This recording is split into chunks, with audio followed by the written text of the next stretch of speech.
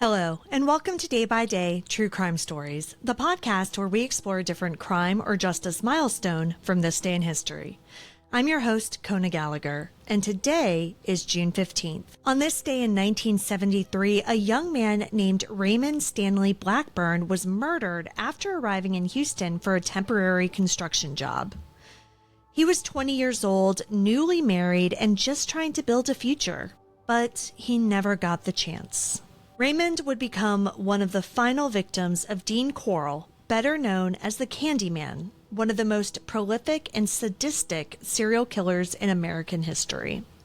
Today, we're remembering Raymond not just as a victim, but as a real person who was deeply loved and devastatingly lost. Let's get started.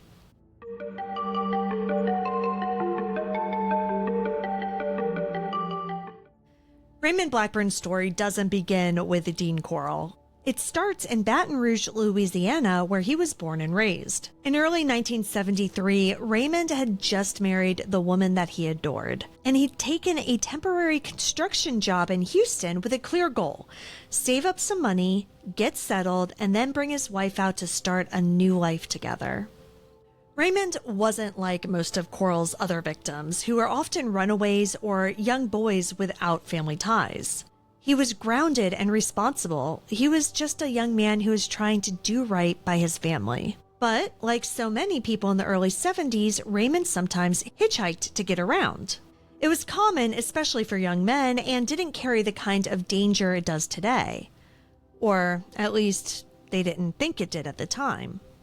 But that choice to accept a ride would end up putting him directly in the path of Dean Corll and his teenage accomplices.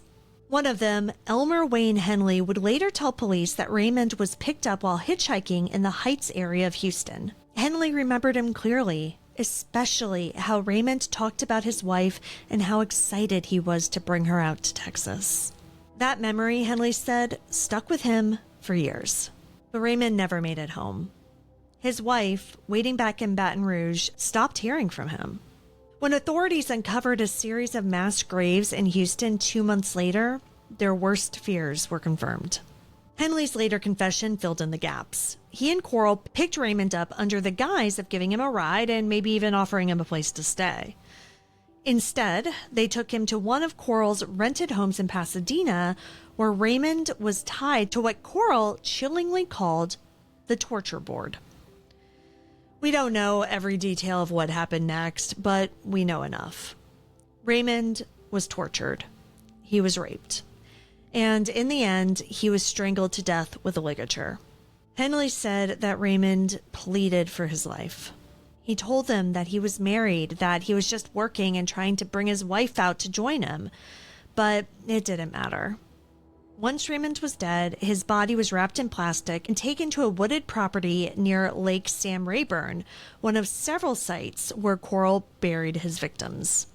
For weeks, he lay there in a shallow grave while his family wondered why he wasn't calling. Dean Corll wasn't a monster who acted alone. He was a manipulator who built a network of silence and complicity using two teenage boys, David Brooks and Elmer Wayne Henley. Between 1970 and 1973, they helped Corll lure at least 29 boys and young men to his various homes. The victims were often promised a party, a safe place to crash, or a quick job. Once inside, they were restrained, abused, and murdered. Some were kept for days, while others were killed quickly. Corll recorded many of the attacks and kept trophies from his victims. He was methodical and moved homes frequently to avoid drawing suspicion. And it worked. Until August 1973, when Elmer Wayne Henley finally turned on him. During what was supposed to be another night of partying, Henley brought two friends over, one of them a girl. Corll lost control, tied up all three, and threatened to kill them.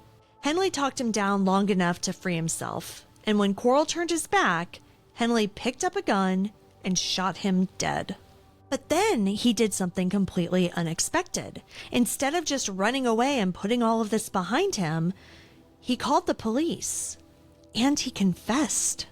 In the days that followed, Henley led investigators to the boat shed, the beach, and the woods, including Lake Sam Rayburn, where Raymond's body was found. His wrists and ankles were still tied. Of the nearly 30 victims identified, Raymond stood out. He wasn't a runaway or a boy from the neighborhood. He had a job, a family, and a home to return to. And in many ways, that made his murder even harder to comprehend. Henley later said that killing Raymond was one of the moments that began to unravel him. But for the families, including Raymond's, the confessions were only the beginning of the grief. Dean Corll's killing ended the murders, but it didn't bring justice. David Brooks was sentenced to life in prison. He died in 2020. Henley also got life, 6 consecutive terms. He's still alive, still incarcerated, and still periodically up for parole. But Corll himself never faced trial. He died as he lived, leaving pain and questions behind. The case revealed the horrifying ease in which the boys, especially boys from poor or working class neighborhoods, could simply disappear. Many parents were told that their sons had run away. Some were never taken seriously by police. But Raymond wasn't one of those boys. His disappearance wasn't brushed off, but his fate wasn't uncovered until it was too late. Today, he's remembered not just as a victim of Dean Corll, but as a young husband, a hard worker, and someone who deserved so much more than what happened to him on that summer day in 1973. Thank you for joining me on today's episode of Day by Day True Crime Stories. If you found Raymond's story compelling, please subscribe, rate, and review the podcast. It'll help us grow. And be sure to join me again tomorrow as we explore another significant event in true crime history. Until then, stay safe and remember that behind every headline is a life worth remembering. Day by Day, True Crime Stories is a Little Monster production. Hey, you can do it!